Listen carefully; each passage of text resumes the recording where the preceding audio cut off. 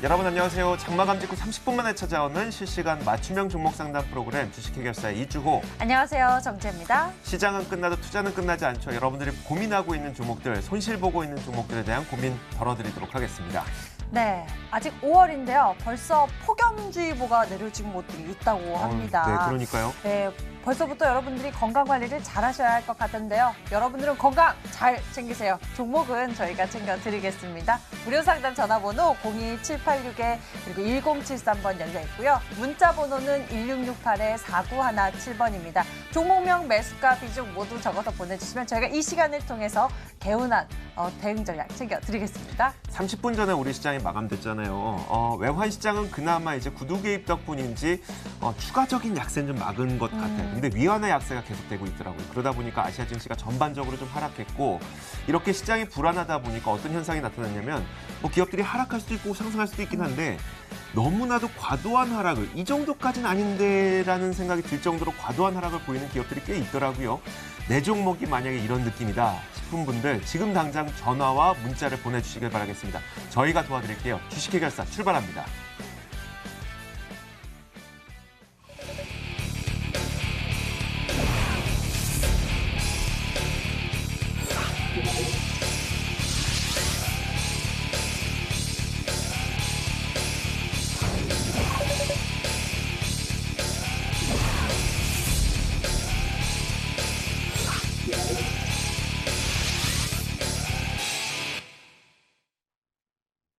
자, 오늘 이 두 분과 함께 하겠습니다. 올스탁 이재모 전문가와 감명근 전문가 나오셨습니다. 어서 오세요. 어서 오세요. 네.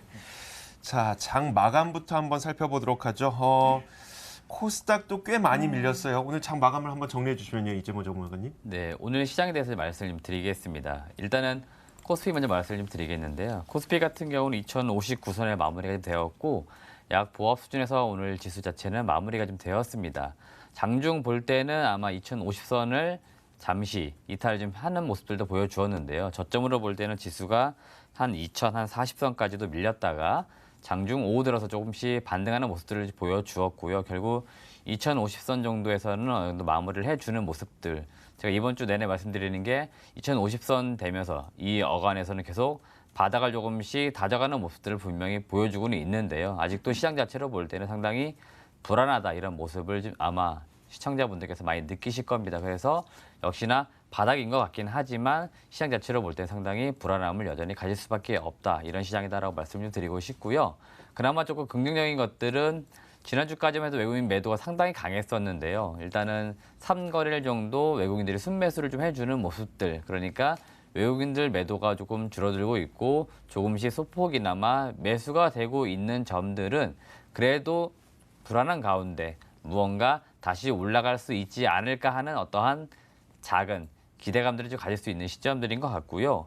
오늘은 기관 쪽, 특히나 금융투자 쪽에서 단기적으로 많은 매도가 좀 많이 나왔습니다. 그러다 보니까 오늘 시장 지수가 올라가지 못하고 밀린 부분들, 물론 대외 악재도 있지만 수급적으로 이러한 흐름들이 자꾸 나오고 있기 때문에 그렇다고 보시면 좋을 것 같고요. 업종별로 볼 때는 지금 오늘 음식료 업종이 비교적 상당히 많이 강한 모습들을 보여주었는데요. 아무래도 음식료 업종이 이 무역 분쟁이나 이런 무역과 외교적인 부분 관계없이 어떤 내수의 어떤 분위기 때문에 수급이 어떻게 보면은 들어갈 수 있는 쪽이 업종이 그래도 만만한 쪽은 아무래도 음식료 업종이 아닌가 해서 들어가고 있는 것 같은데요. 사실은 음식료 업종도 그렇게 지금 제가 보는 관점에서 좋은 환경들은 아닙니다. 왜 그러냐면 환율 때문인데요. 환율이 오늘도 1193원까지 올라갈 정도로 원화가 약세, 달러가 강세의 흐름을 보여주는데 이 음식료 업종 특성상 나중에도 말씀드릴 수 있는 기회가 있겠지만 이 원재료들 많이 우리나라 같은 경우는 수입을 해오는 경향들이 있습니다. 그렇기 때문에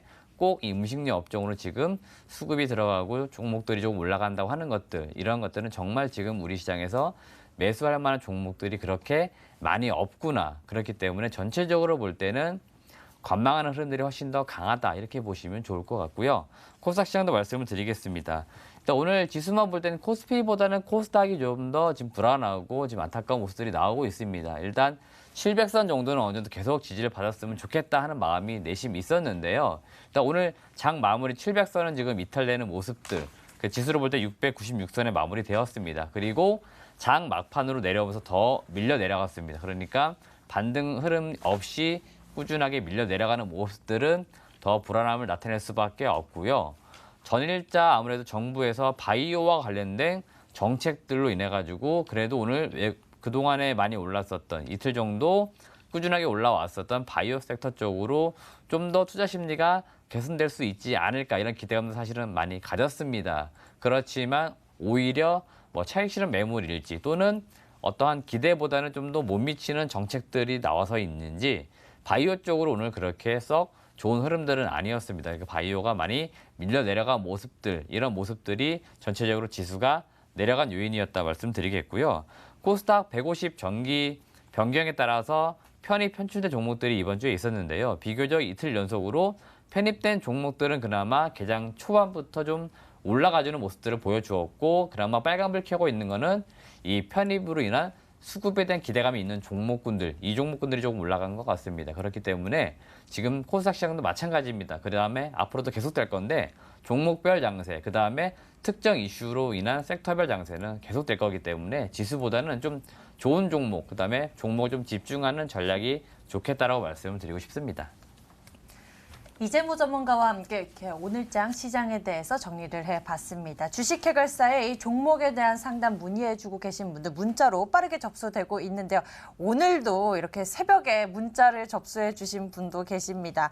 RFHIC 이분 같은 경우 끝자리 번호 9643 고민하고 계신 분도 계시고요. 이외에도 이 4시 7초 만에 바로 문자를 보내주신 분도 계십니다. 서울옥션 고민하고 계시네요. 끝자리 번호 8927님. 이렇게 여러분들이 고민 종목들 저희에게 보내주시면 잠시 후 이 시간을 통해서 속 시원한 대응 전략 챙겨드리니까요.